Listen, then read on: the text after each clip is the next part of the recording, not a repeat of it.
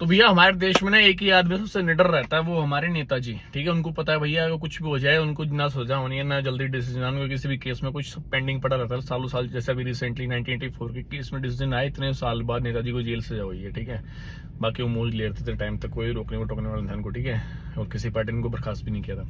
तो ऐसा ही सब चलता है भैया। तो अभी रिसेंट अपना पार्लियामेंट में 3 बिल पेश हुए हैं जो कि अमेंडमेंट रहने वाली है द कॉन्स्टिट्यूशन की 130th और द कश्मीर रीऑर्गेनाइजेशन JNK का, and the government of territories के अंडर रहने वाली है आर्टिकल 74, 164 और 39A के अंडर, जिसमें कोई भी नेता 30 दिन या 30 से फालतू दिन तक जेल में रहता है तो उसको अपना पद छोड़ना पड़ेगा, या फिर जब तक केस का डिसीजन नहीं आता है तब तक वो उस पद पर ज्वाइन भी नहीं कर सकता, ना कोई इलेक्शन लड़ सकता है। ठीक है, डिसीजन आ जाता है तो अपना रीज्वाइन कर सकता है। ठीक है, बट सबसे बड़ी बात है हमारे देश में कोई भी केस का डिसीजन साल में या 2 साल में 6 महीने में नहीं आता, 15-15, 20-20 साल लग जाते हैं। तो नेताजी के लिए बहुत बड़ी दिक्कत की बात है यार। ऐसे तो फिर ना तो इलेक्शन लड़ पाएंगे, ना पब्लिक उन्हें पूछेगी, ना फिर वो किसी घर के ना घाट के, क्योंकि कमाई तो उनकी यही है, जनता का पैसा है ना।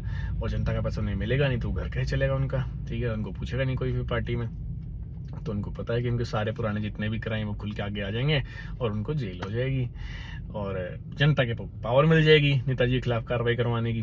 तो वो चाहते नहीं, वो कह रहे हैं कि संविधान खत्म हो जाएगा अगर ये बिल बन गए तो भाई संविधान कैसे खत्म हो जाएगा, क्योंकि देश में भाई संविधान इतना मोटा हमारा है ना, और सुप्रीम कोर्ट भी है, हाई कोर्ट भी है, डिस्ट्रिक्ट कोर्ट भी, बहुत सारी जुडिशियल बॉडीज है यार। कैसे संविधान खत्म हो जाएगा? नेता एक इंसान ही तो है, उससे संविधान कैसे खत्म हो जाएगा हमारा?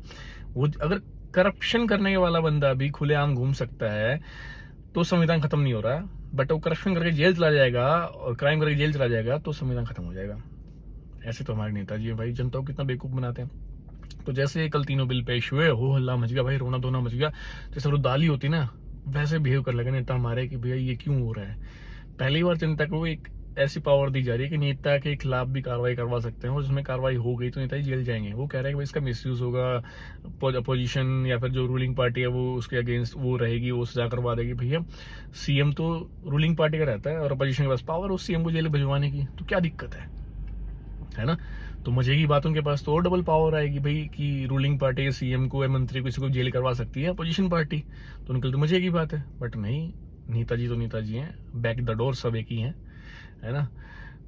फ्रंट पे जनता को दिखाते हैं मैं उस पार्टी से, मैं उस पार्टी से, मैं उस पार्टी से, पर भाई बैक द डोर सब एक ही है, एक ही थाली के है। ठीक है, आते हैं कि मैं ये नहीं करूँ, मैं करप्शन नहीं करूँ, मैं वैगनार में घूमा, अल्टो में घूमा, फिर घूमते हैं रेंज रोड डिफेंडर में, लैंड क्रूजर में। ये तो हमने देश में देखा ही है। ठीक है, महीनों में जेल में रहते हैं और पद नहीं छोड़ते हैं, तो उसी को ध्यान रखते बस ये बिल आ रहे थे और नेताजी भाई रो रहे हैं इस पर। अब आप ही लोग बताओ, हमारे पास ऐसी पावर होनी चाहिए नहीं होनी चाहिए देश में, तभी तो करप्शन रुकेगा।